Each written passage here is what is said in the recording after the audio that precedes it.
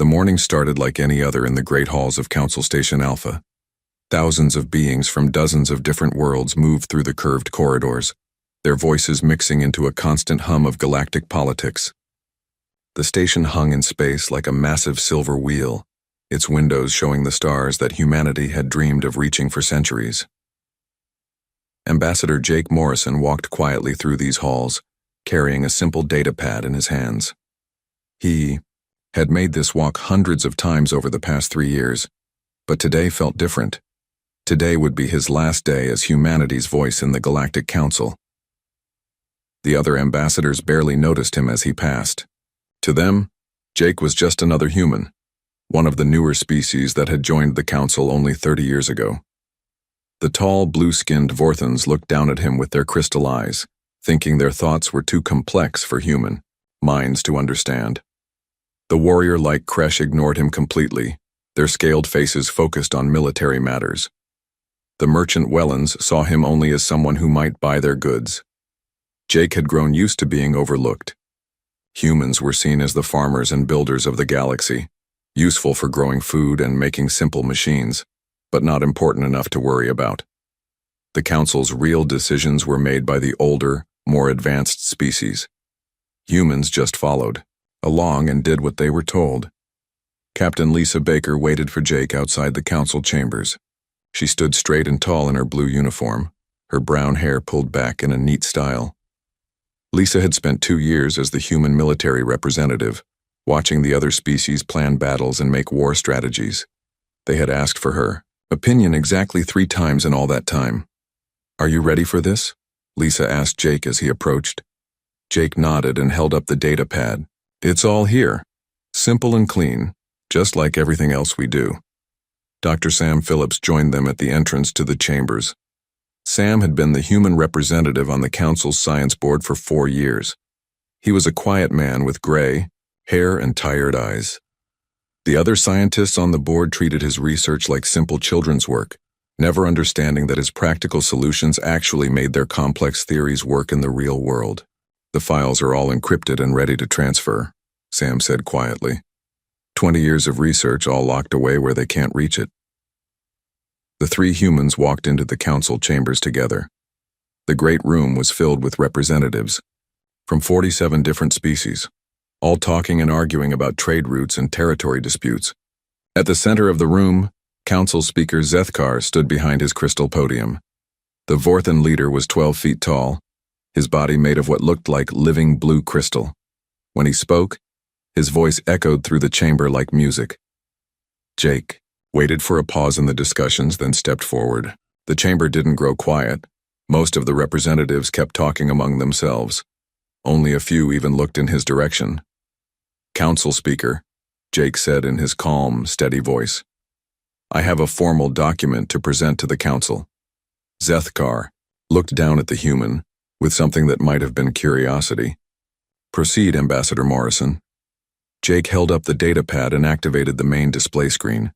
The document appeared for all to see, but most of the representatives were still having their own conversations. "Effective immediately," Jake read.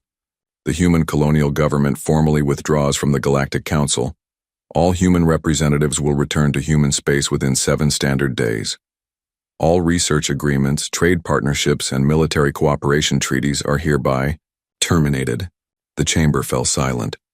Not because the other species were shocked or upset, but because they were confused. Why would humans leave the council? They had a good deal: protection from the Kresh military, access to Wellan trade routes, and the chance to learn from Nexari science. What more could they want? Zethkar's crystal features shifted in what might have been a frown. "Ambassador Morrison, surely this is a negotiation tactic. What does humanity wish to discuss?" Jake shook his head. "This is not a negotiation, Speaker. This is a formal notice. Humanity is leaving the council." "But why?" asked Ambassador Veltar of the Nexari Collective. The scholarly species were known for their love of learning, but they had never shown much interest in human knowledge. "Have we offended your people in some way?" "No offense has been given," Jake replied. "Humanity simply chooses to follow a different path." The Kresh military representative, General Throckmar, laughed with a sound like grinding metal. Let them go. Humans contribute nothing but food and basic tools. We can find others to fill that role. Lisa Baker stepped forward, her military training, keeping her face calm even as her eyes flashed with anger. General, you might want to check your weapon systems before you dismiss human contributions so easily. Throckmar waved a clawed hand dismissively. Human technology is primitive.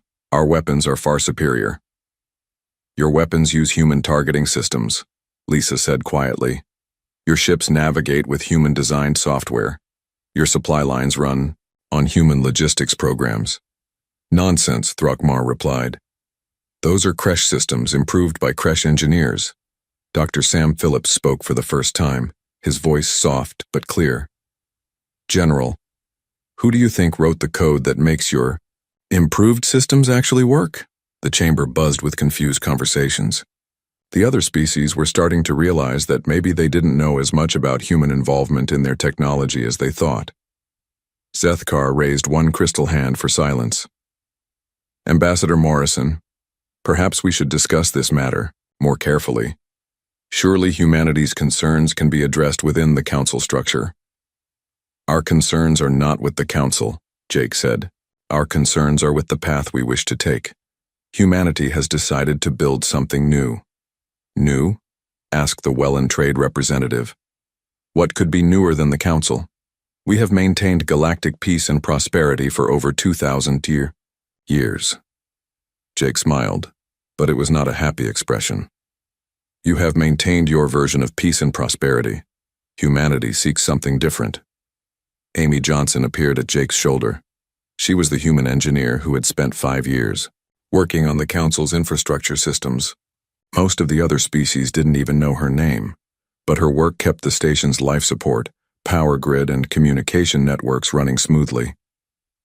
The transition protocols are all in place, Amy said quietly to Jake. Everything will. Keep working for about 6 months. After that, she shrugged. What is she talking about? Zethkar demanded. Jake looked up at the crystal being who had led the council for 3 centuries. Speaker, humanity built more of your infrastructure than you realize. When we leave, we take our knowledge with us. What happens after that is your responsibility. The human delegation began walking toward the exit. Other representatives called after them, asking questions, making demands, offering compromises. Jake and his people ignored them all. At the doorway, Jake turned back one last time. The human embassy will be cleared by tomorrow. Our ships will depart within the week. We wish the council well in their future endeavors. And then they were gone, leaving behind a chamber full of confused and increasingly worried aliens. Over the next 3 days, human personnel throughout council space quietly packed their belongings and prepared to leave. They didn't make speeches or demands, they didn't protest or complain.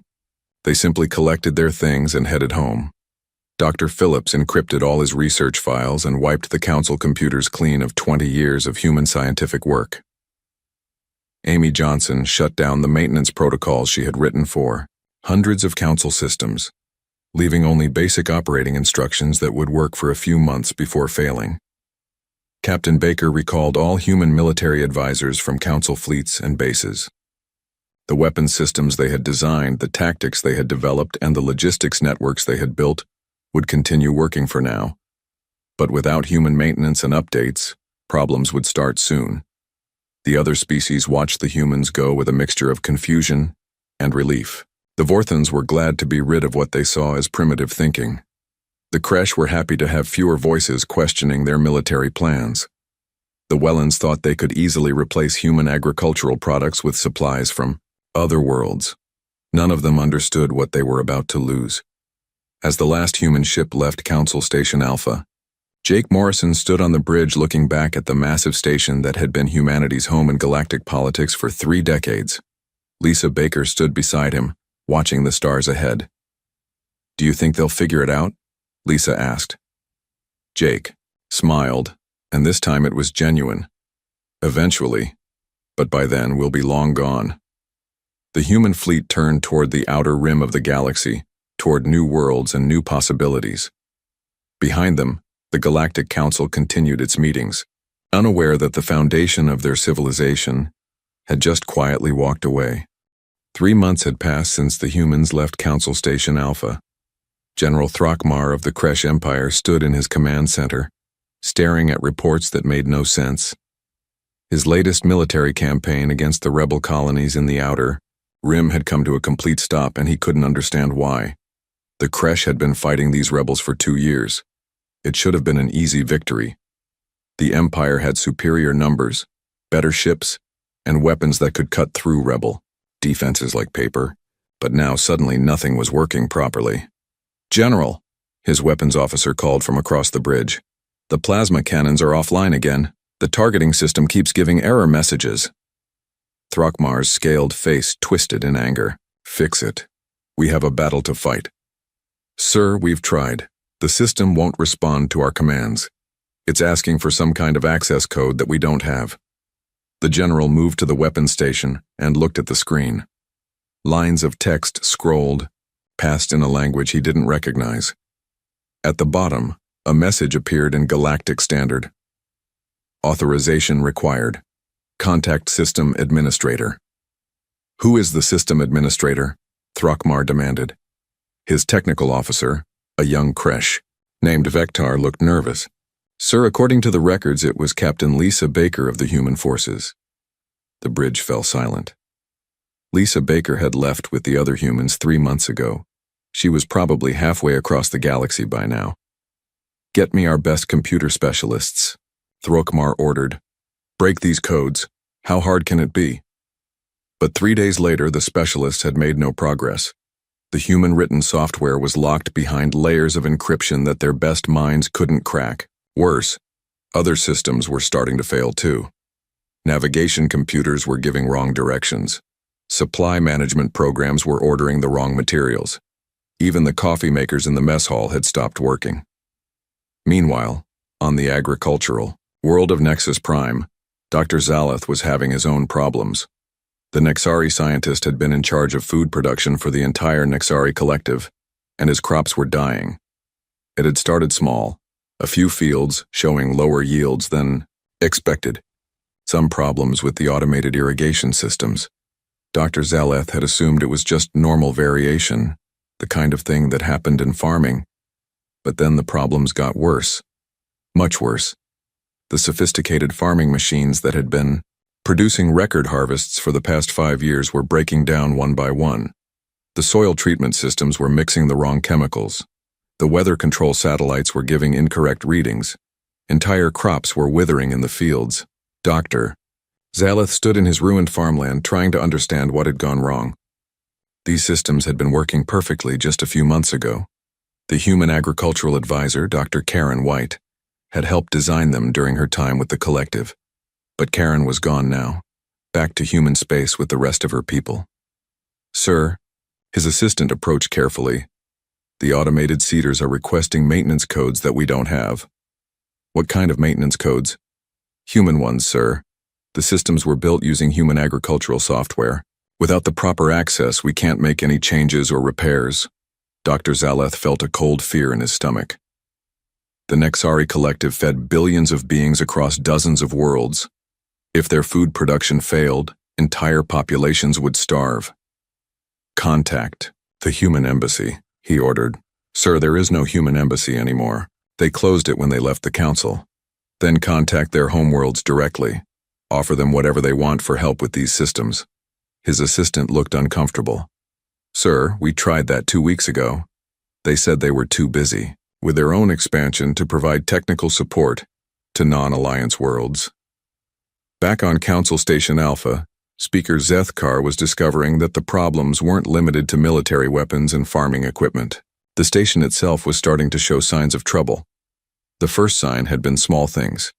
Elevators taking longer to respond, air recycling systems running less efficiently, communication networks having occasional delays.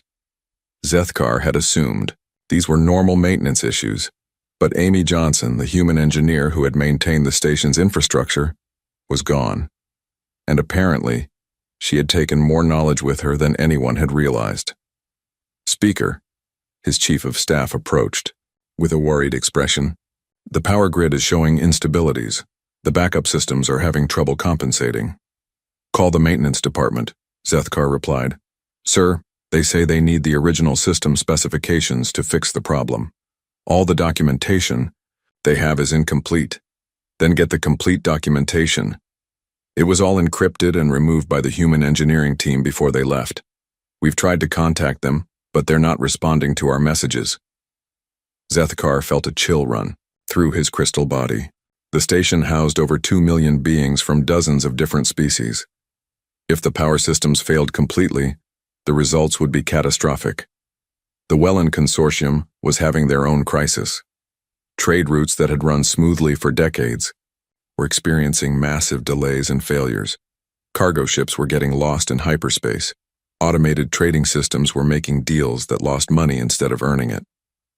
Supply chains were breaking down across the galaxy. Consul Brekvan of the Wellen stood in his office, surrounded by reports of financial disaster. In just 3 months, the consortium had lost more money than they had in the previous 10 years. Combined, how is this possible? He demanded of his trade advisors. These routes have been profitable for centuries. Sir, his chief analyst explained, it appears that much of our logistics software was designed by human programmers. When they left, they took the maintenance codes with them. The systems are slowly breaking down. Surely we can fix simple computer programs, Brekvan said.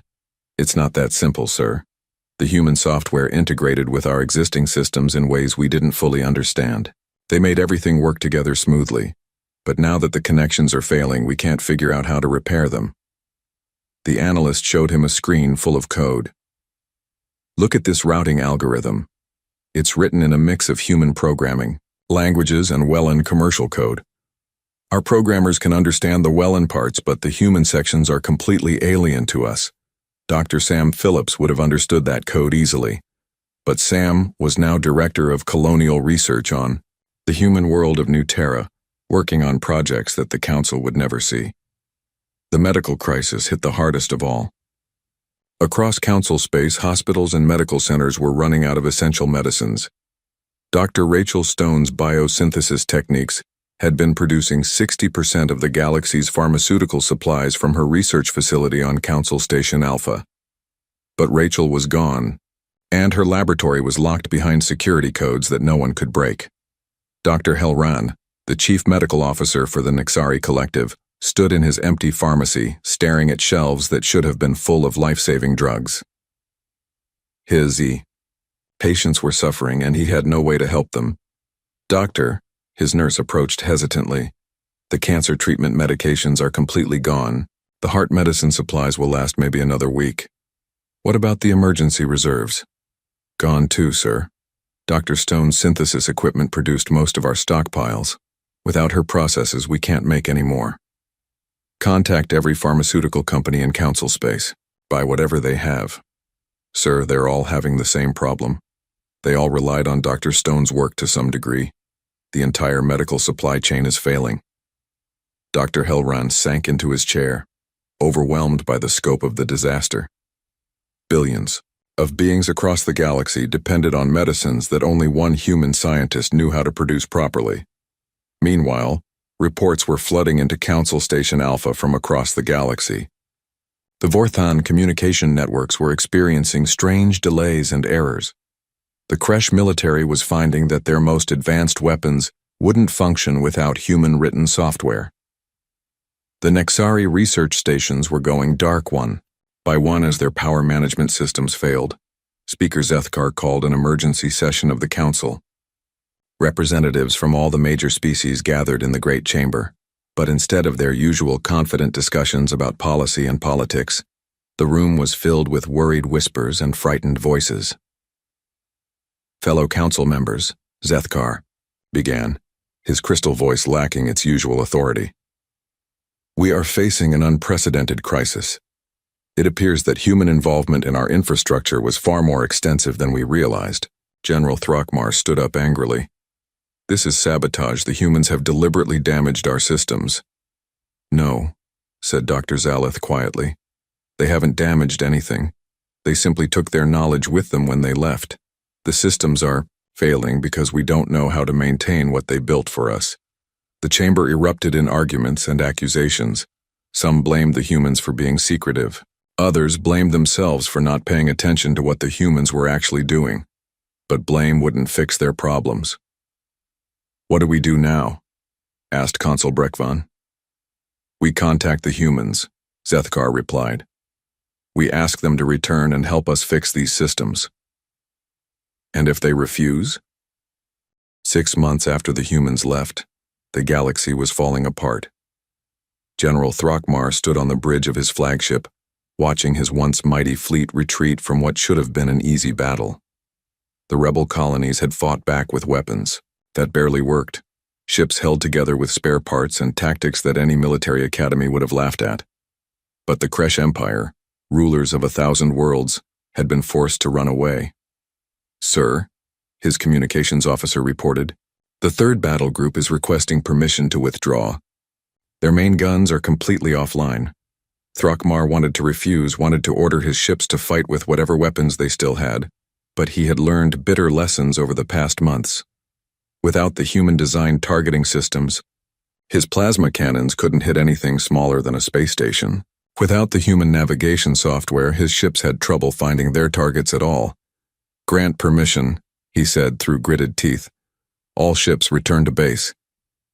The rebels cheered as the massive Kresh battleships turned and fled.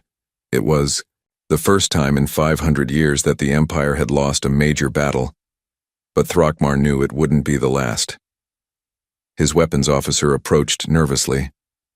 "General, we've received another message from the rebel leader. They're offering to sell us replacement parts for our targeting systems." "Sell us parts? Those primitive rebels?" "Sir, it appears they've been buying surplus human technology from the colonial markets. Their weapons are now more advanced than ours."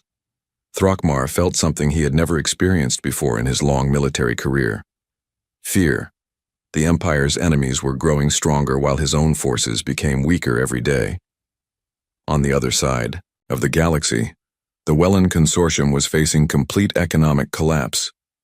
Consul Brekvan sat in his empty office, staring at financial reports that showed losses beyond anything in recorded history. The great trading empire that had built wealth from 1,000 worlds was bankrupt. "How much do we have left?" he asked his chief accountant. "Sir, if we sell everything we own and shut down all operations, we might have enough credits to pay our debts." "Maybe. What about the emergency funds?" "Gone, sir. We spent them trying to hire programmers to fix our logistics systems. None of them succeeded." Brekvan looked out his window at the Wellen homeworld below.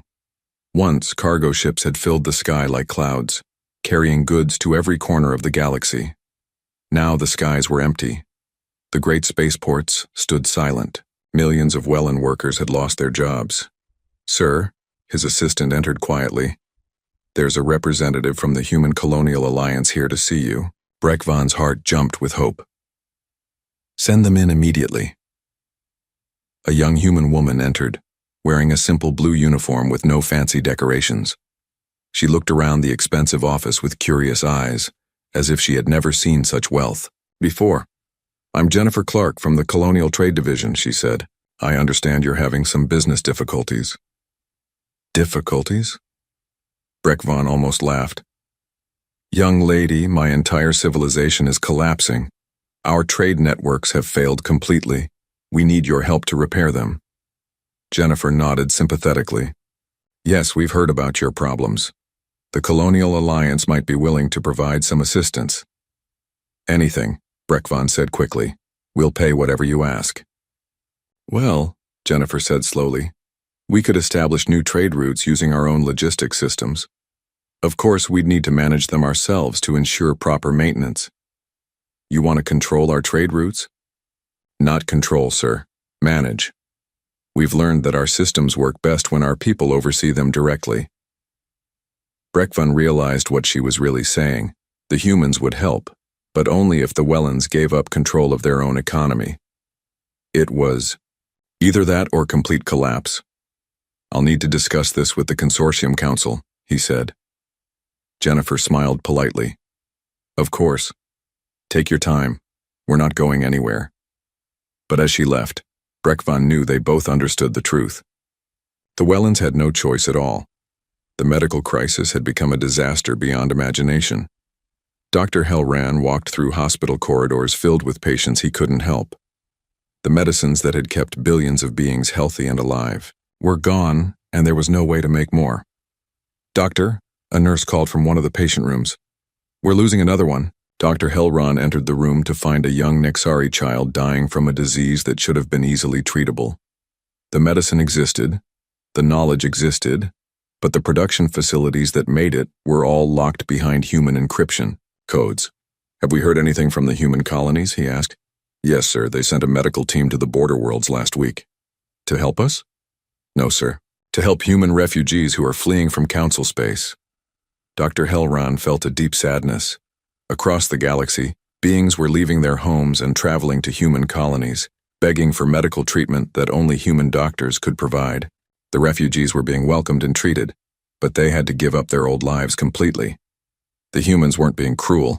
They were simply too busy building their new civilization to spare resources for their former colleagues. On Council. Station Alpha, Speaker Zethkar was facing the worst crisis in the Council's 2,000-year history. The great station that had been the center of galactic government was slowly dying. The power grid was failing in sections.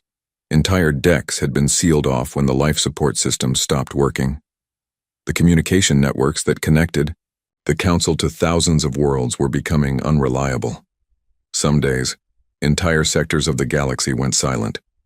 "Speaker," his chief of staff reported, "the Kresh Empire is requesting emergency assistance. Their military is no longer capable of maintaining order in their territory." "What kind of assistance?" "They want Council peacekeeping forces to help suppress rebellions." Zethkar almost laughed, but there was no humor in the situation. "What peacekeeping forces? Our own ships can barely navigate space lanes without getting lost." "Sir, there's more. The Nexari Collective is reporting food riots on 17 worlds. The Wellen Consortium has filed for bankruptcy protection. 3 minor species have announced they're leaving the Council to join the Human Colonial Alliance." The speaker looked around the Council chamber, which was now only half full. Many representatives had stopped coming to meetings because their ships couldn't make the journey reliably. Others had returned to their home worlds to deal with local crises. "How many requests for human assistance have we sent?" Zethkar asked. 47 official requests, sir, plus hundreds of unofficial messages from individual worlds and organizations. And their response? The same each time. They're focused on their own development and cannot spare resources for non-alliance worlds. Zethkar understood the message. The humans weren't interested in fixing the Council's problems. They were building something new, something better, and they were inviting other species to join them as equals, rather than trying to prop up the old system. Admiral Chuck Davis, formerly the human military liaison to the Council, now commanded the Colonial Defense Force from his headquarters on New Chicago. He stood in his command center, watching displays that showed human space expanding day by day. "Admiral," his intelligence officer reported, "the Kresh Empire has lost control of the Outer Rim completely. The rebel colonies there are asking to join the Alliance. What's our assessment of their military capability?" "Minimal, sir, but they have valuable mining operations and strategic position near the core worlds." Chuck nodded. "Send a diplomatic mission. Full membership offer, same terms as everyone else." "Sir, the Kresh are threatening military action if we interfere in their territory." "With what military?" Chuck asked. "Half their fleet can't leave port because their engines won't start." It was true. The mighty Kresh Empire, which had once threatened entire sectors of the galaxy, was now struggling to maintain order on its own worlds. Their weapons didn't work, their ships couldn't navigate properly, and their enemies were better armed than they were. President Kate Morgan received daily reports about the spreading chaos in Council space. Governments were falling, economies were collapsing, and billions of beings were suffering. But she also received other reports that showed the positive side of the crisis. Human colonies were thriving. New worlds were being settled every month. Scientific research was advancing faster than ever before. The Colonial Alliance was growing as more species chose to abandon their failing governments and join the humans in building something new. Madam President, her aide entered with the latest batch of requests for assistance. The Council has sent another formal plea. They're offering to dissolve completely and hand over all authority to the Alliance. Kate read the message carefully. It was signed by Speaker Zethkar himself, and it offered humanity everything the Council had once denied them. Complete authority over galactic government, access to all resources and territory, and the surrender of every Council world. "What's our response?" her aide asked. Kate looked out the window of her office at the bustling city of New Terra. Human. Children played in parks designed with the best of human engineering. Scientists worked in laboratories that pushed the boundaries of knowledge. Farmers grew crops using techniques that fed billions efficiently and sustainably. 1 year after the humans left, Speaker Zethkar stood alone in the council chamber. The great hall that had once been filled with representatives from dozens of worlds now echoed with emptiness. Only 7 species still attended meetings, and they came more to share their problems than to govern anything. The crystal being's light had dimmed over the past months. The station's failing power systems couldn't provide enough energy to keep him healthy, and there were no human engineers left to fix the problems.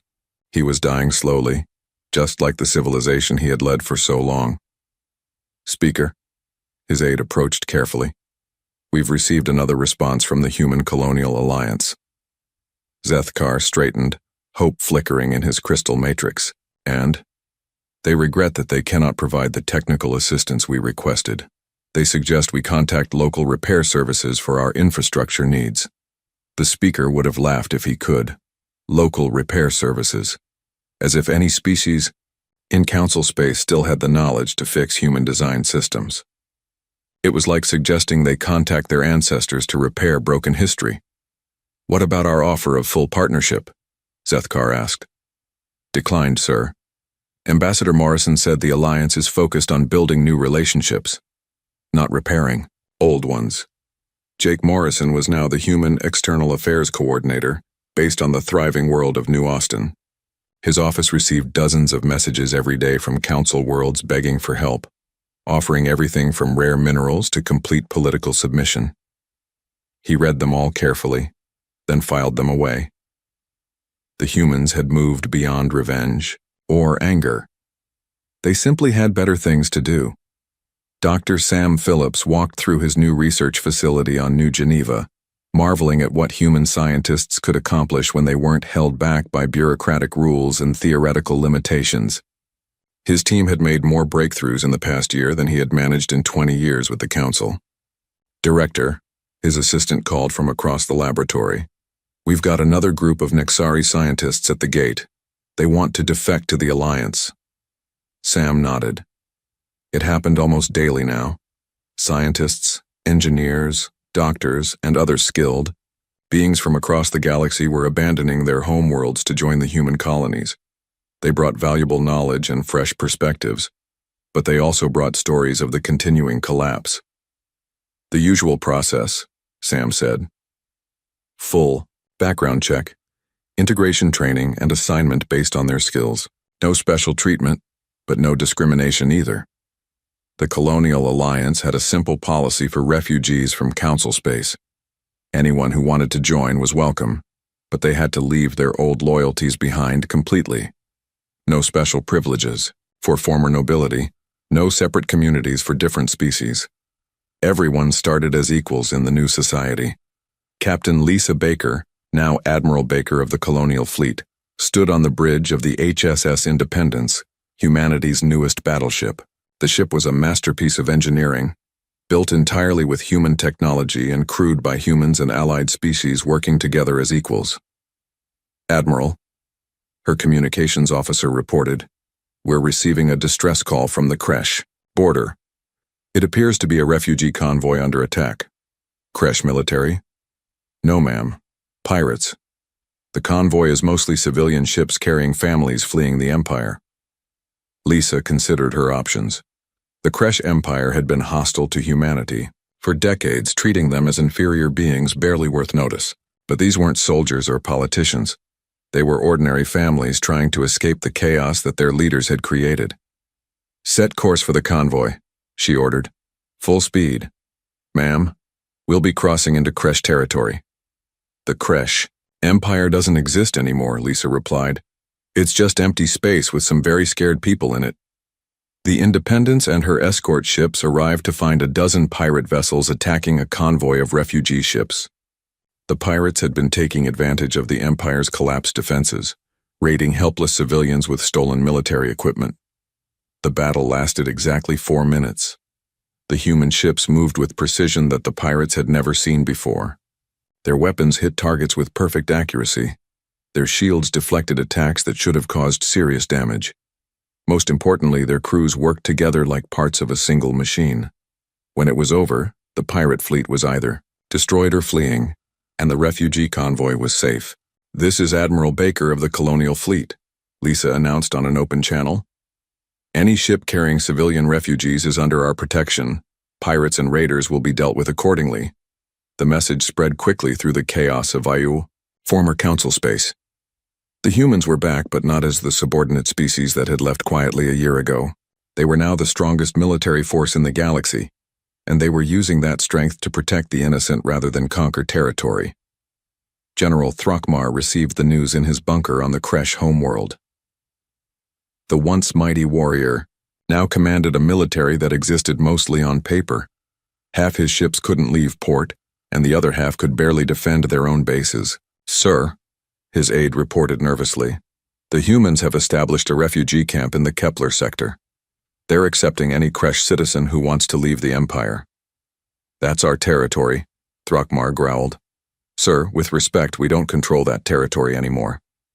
We haven't had a functioning military presence there for 6 months. It was true. The Empire was fragmenting into dozens of independent systems, each struggling to survive on its own. Some had already applied to join the Colonial Alliance. Others were being overrun by pirates or rebels. A few were trying to maintain the old ways, but they were failing quickly without human technology to support them. What about our demands for human technical assistance?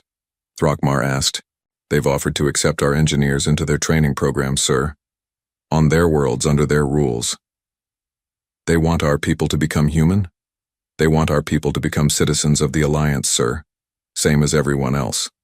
Dr. Zaleth stood in the ruins of what had once been the galaxy's most productive agricultural world. The farms that had fed billions were now empty fields growing only weeds. The sophisticated machines lay broken and silent. The knowledge to run them was locked away in human minds on distant worlds. A small ship landed nearby, and Dr. Zaleth watched as a young human woman stepped out. She wore practical work clothes and carried a simple toolkit, nothing like the expensive equipment that council scientists always used. Dr. Zaleth? She asked, approaching with a friendly smile.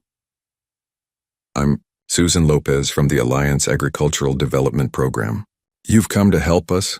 Zaleth asked hopefully. I've come to offer you a choice, Susan replied. The Alliance is establishing new agricultural colonies in this sector. We need experienced farmers and scientists to help design them. You want me to abandon my world? Susan looked around at the dead farmland. Doctor, what world? There's nothing left here to save. But you could help us build something new. She handed him a data pad showing plans for agricultural colonies that made his old farms look primitive. Vertical growing systems that produced 10 times more food in half the space. Weather control that actually worked. Soil treatment that improved rather than depleted the land. These are your designs? Zaleth asked. Human and Alliance cooperative designs, Susan corrected. We work together. Former Nexari scientists have contributed some of our best innovations. Zaleth realized she was offering him something the council never had, true partnership. Not subordination or charity, but a chance to help build something better than what had come before. The Vorthon home world was dying. The crystal beings needed specific energy frequencies to survive, and their power systems could no longer provide them. Speaker Zethkar's personal energy levels were so low that he could barely maintain his physical form. Sir, his aide reported, the humans have agreed to meet with you. Here? No, sir. On neutral territory. The station at Epsilon Gate. Zethkar knew it was probably his last chance. The journey to Epsilon Gate would use most of his remaining energy reserves. If the humans refused to help, he wouldn't have enough power to return home, but he had no choice. The Vorthan civilization was weeks away from complete extinction. The meeting took place in a simple conference room with basic furniture and standard lighting. Jake Morrison sat across from the dying council speaker, flanked by Admiral Baker, and President Morgan, who had traveled from New Terra specifically for this meeting. "Speaker Zethkar," President Morgan said formally, "we understand you wish to speak with us." "President Morgan," Zethkar replied, his voice barely audible, "I come to surrender." "We're not at war," Jake said gently. "There's nothing to surrender." "I surrender the arrogance that destroyed us," Zethkar continued. "I surrender the pride that blinded us to your true contributions. I surrender the ignorance that cost us everything." Kate Morgan studied the dying alien leader with compassionate eyes. "What do you want from us?" "Save my people," Zethkar whispered. "Not as subjects or servants, but as equals.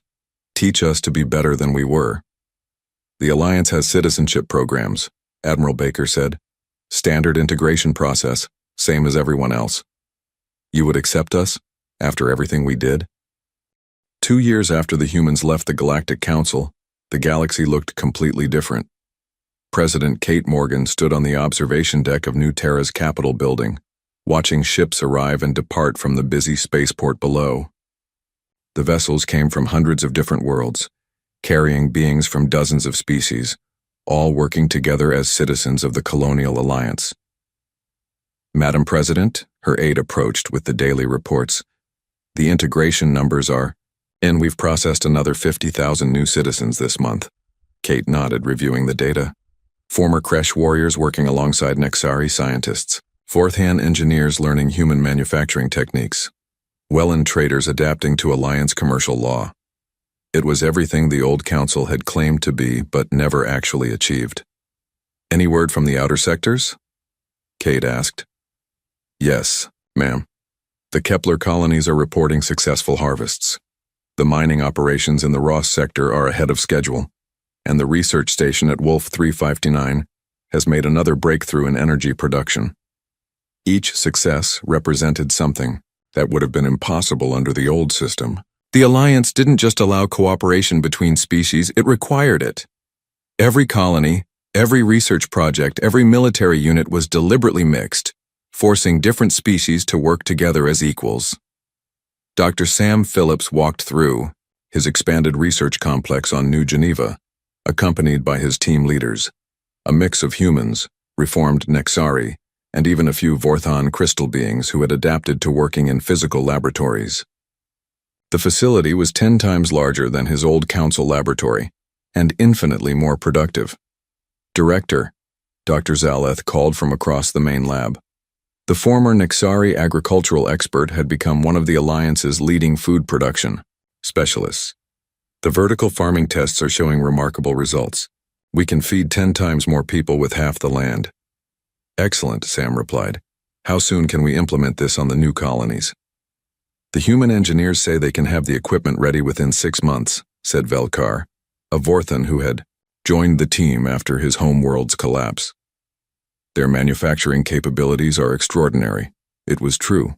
Human industry, freed from council regulations and restrictions, had exploded across the galaxy. Alliance factories produced goods that made the old council technology look primitive. Ships that were faster, weapons that were more accurate, tools that were more efficient, all designed by mixed teams working without the artificial barriers that had limited the old civilization. Admiral Lisa Baker stood on the bridge of the HSS Liberation, flagship of the Alliance fleet. The massive ship was patrolling the border between Alliance space and what remained of the old Council territories. But this wasn't a military patrol. It was a rescue mission. "Admiral," her communications officer reported, "we're receiving distress signals from the Proxima system. Appears to be refugees from the Kresh Civil War." "How many ships?" "Approximately 200 civilian vessels, ma'am. They're requesting permission to enter Alliance space." Lisa smiled. 2 years ago, those same refugees would have been trying to conquer Alliance worlds. Now they were begging for protection from the chaos their own leaders had created. "Grant permission," she ordered. "Escort them to the processing station at Centauri Base. Full refugee protocols." The refugee processing had become routine. Former enemies arriving desperate and broken, expecting punishment or slavery, only to discover they were being offered genuine citizenship in a society better than anything they had known. But not everyone was welcome. The Alliance had strict policies about war criminals and those who had committed crimes against sentient beings. Justice was important, but so was the chance for redemption. General Throckmar sat in a small apartment on New Austin, wearing simple civilian clothes instead of his old military uniform. The former creche commander now worked as a security consultant for Alliance colonies, using his knowledge of military tactics to help protect peaceful settlements. It had been a hard adjustment, going from commanding millions of soldiers to advising small colonial defense forces. But it was honest work, and for the first time in his long life, Throckmar felt like he was actually protecting people instead of conquering them. "Sir," his human assistant called from the next room. "We've got a request from the New Jakarta colony. They're having trouble with pirates in their shipping lanes." Throckmar studied the tactical situation on his computer screen. The pirates were using old creche military equipment, probably stolen during the Empire's collapse. He knew exactly how to stop them, and more importantly, how to do it without unnecessary killing. "Schedule a meeting with their defense committee," he said. "We can solve this problem in 2 weeks." His assistant nodded. She was a young human woman who treated him as a colleague, not as a former enemy or a superior officer. It was part of the Alliance way. Everyone was judged by their current contributions, not their past mistakes. Speaker Zethkar had survived the transition, though barely. His crystal form now glowed with artificial energy provided by Alliance technology, and he worked as a diplomatic advisor helping other species adapt to Alliance society. "Speaker," his aide said, "the Council archives have finally been transferred to the Alliance historical database." Zethkar looked at the data showing the complete records of 2,000 years of galactic government.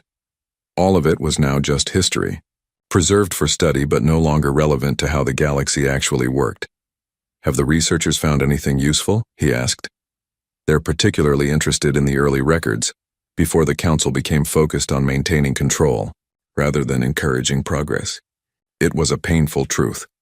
The Council had started as an organization dedicated to cooperation and mutual advancement, but over the centuries, it had become obsessed with preserving the status quo and maintaining the power of the established species. The humans had simply reminded the galaxy what cooperative civilization could actually accomplish. Dr. Rachel Stone stood in her new medical research facility on New Geneva, working alongside doctors from a dozen different species. Her team had eliminated most genetic diseases among Alliance populations and was working on life extension technologies that would benefit all species equally. "Doctor," her Nexari colleague called excitedly, "the cellular regeneration tests are showing remarkable success. We could extend healthy lifespans by centuries." Rachel smiled at the breakthrough. Under the old Council system, such medical advances would have been hoarded by the most powerful species. In the Alliance, every discovery was shared immediately with all member worlds. "How soon can we begin clinical trials?" she asked. "The Ethics Committee has already approved initial testing. We could start within months." The Ethics Committee was another Alliance innovation.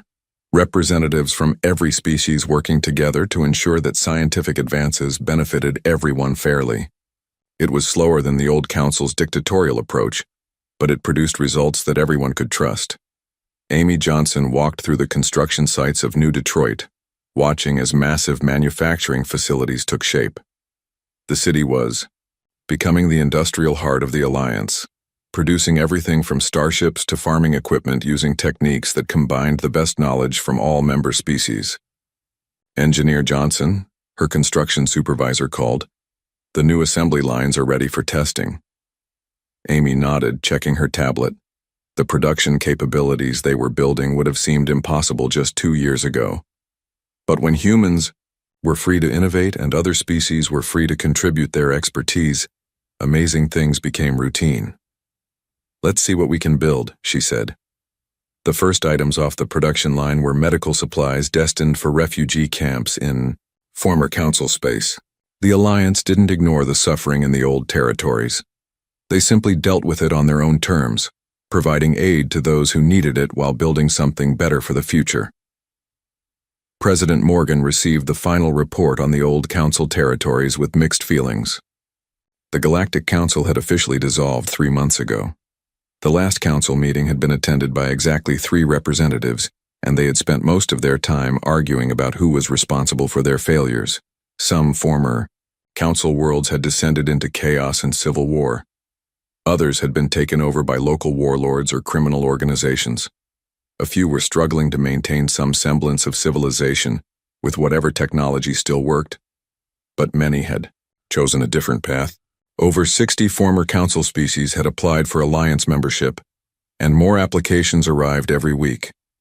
Each one went through the same process: integration training, cultural adaptation, and gradual acceptance as equal citizens.